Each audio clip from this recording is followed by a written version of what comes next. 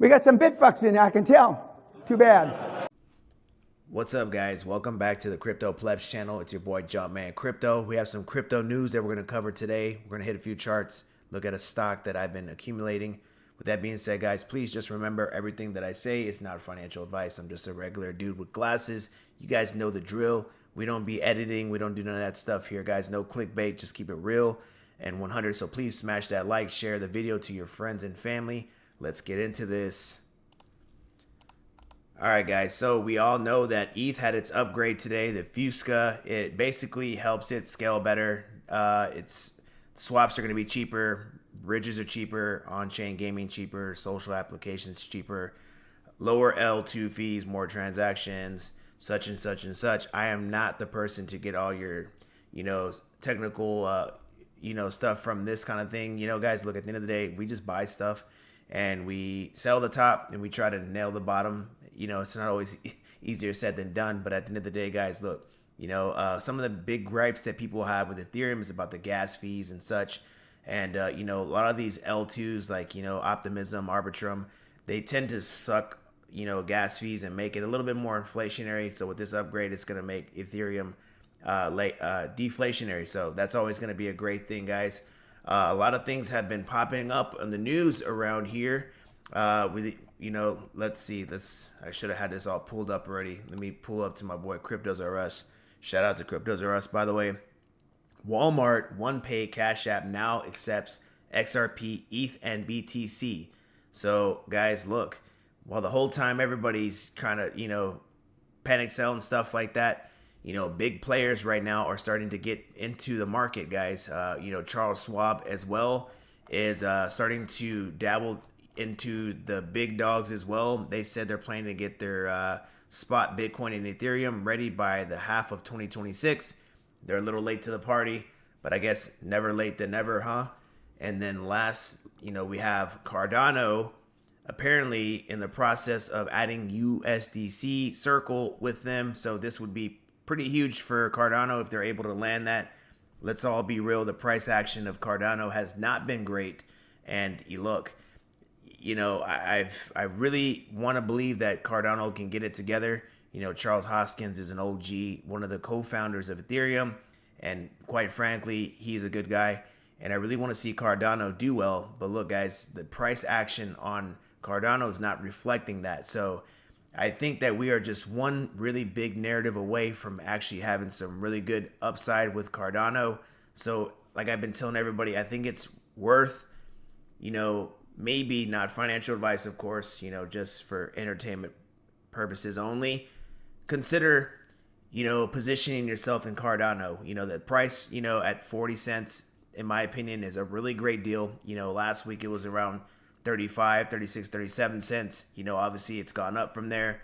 But look, Cardano is a layer 1 legacy coin. It's not going anywhere anytime soon. If they're able to land this USDC partnership, I think this is totally going to change the game for it. But since we're talking about stable coins and we're talking about, Circle, let's not ignore the fact, guys, that Circle was at $64 a couple weeks ago, last week, I believe, and it's been getting pummeled. I was taking positions up here around $95 and $80, and I've been DCAing down here in the 70 and 60 zone. So my bags are packed. And don't forget, we have legislation on these stable coins. So remember, Circle is at the forefront of all this, okay? I know a lot of people are bullish on, RLUSD, but at the end of the day, Circle is, the top dog. Hate it or love it. They actually had really good earnings. A lot of people were saying that, these people weren't going to be, they were expecting them not to have good earnings and stuff like that. They actually were really, really good. So, guys, look, I don't know if we're going to go back to this all-time high, but I'm positioned really well, looking maybe to get back up here to this 145, maybe, 157, and we can go from there. Maybe set a stop loss. We can get back up here to that 184, maybe even 220. That would be nice. But for right now, guys, look, if you bought this dip, we've been talking about it for a long time, anywhere between that 65 and 70, I think that's a really great zone. A lot of people were saying that Circle was going to go back to 20 to 30 bucks. I think that's just crazy. But, hey, this is crypto, so we never know. But, guys, look, we're here to talk about crypto, not too much with stocks, even though this is a crypto stock. You know what I mean? Let's talk about BTC. So look, we had this bounce. I was looking at around, I think, 84.50 since the last time we talked. We dipped a little bit below. Your boy jumps good, but I'm not, perfect. We went a few hundred, around $500 or $600 below from what I thought. We got that nice bounce. So I like to see bounces like this. The people that know me, we talk about this all the time. We look for this really nice bounce. And now we're here. I am expecting a little bit of a pullback. I have some trend line down here, 91.90. I am currently in a short on Bitcoin. I saw this double top right here. So I was like, hey, you know what? Seems like a good area to enter a short. So I'm going to see if I can ride this back out. And I have my short at my entry. So, at the end of the day, no money will be lost here. If we do come back down here, I'll let the short ride down here. But I'm expecting to at least come back down here to around 88,000. If we can hold that, that would be great. I don't want to see us lose this 86,000 zone. If we do breach this, and this would be sure confirmation that we're going to be retesting back down here to the lower, 74, maybe 70,000 and such. Okay, so we need to watch this level, make sure that we are staying aware of, the situation and just be prepared. I want to cover SUI real quick, guys. SUI had a really massive pump these last few days. And I was trying to figure out, man, what is going on? I had just got out of a SUI long, and then it just kept going and kept going. While I was doing some research, guys, the state of New York is finally letting their people invest into SUI. So SUI got a massive explosion. I do have a potential take targets around $192 to $2. We are seeing a little bit of a pullback. So, I wouldn't be surprised if we come back down here to maybe 153. And hopefully we can get a bounce there. Like I said, I don't want to see it start coming back down here to that 135. I really want to start seeing some strength now. Of course, we're always going to have, retests and stuff like that. This is crypto. It's the nature of the beast. But, we got some rate cuts coming up. And, I want to see what this market's made of. There's going to be a point to where, we're going to have to see some strength here in some of these altcoins. If we are going to get some type of relief bounce, I'm not going to consider 20%, good enough. So, I want to see us at least get back up here to this upper 250, maybe 280. And then, maybe you can de-risk if you want to go ahead and exit out. But, we just got to wait and see. Okay, so that's going to be my first take profit area up in that zone. If we do pull back, like I said, I'm going to be watching this $1.54 zone right there. Next up is Solana. Double bottom, looking pretty good. I know we came back down here to 123 a couple times. We had nice bounces. I was telling people in the Discord we had cup and handles on a lot of these altcoins looking really, really good. I got a take profit zone anywhere between 170 to 165. And hopefully, maybe we can keep going. If not, then that would be a good take profit zone. So just keep Solana on the radar. ETFs has a lot of people that are invested in it through the ETFs. It's getting a lot of noise, just like XRP and Ethereum. But, I think Solana and Chainlink have been pretty much taking all the hype this week. So keep that, guys, on your radar. Let's see. Let's hit up AVAX real quick. People that know me, people know that I love AVAX a lot. AVAX is probably one of my favorite tokens. I know the price action has been a little shitty. But at the end of the day, guys, look, I'm a bull. I believe that this token's gonna get back up to at least $80. I'm gonna go out on a limb here, guys, that I believe that in 2026, Avalanche will be somewhere between 60 to $80. I don't like giving price targets like that, but you know what? Look, I'm still gonna stand on that rock, man. I'm a person that I live by the sword. I'm gonna die by the sword, and this is what I believe. I think that eventually AVAX is gonna hit that zone. There's a lot of people that, have been riding it off saying that it's, an institutional coin.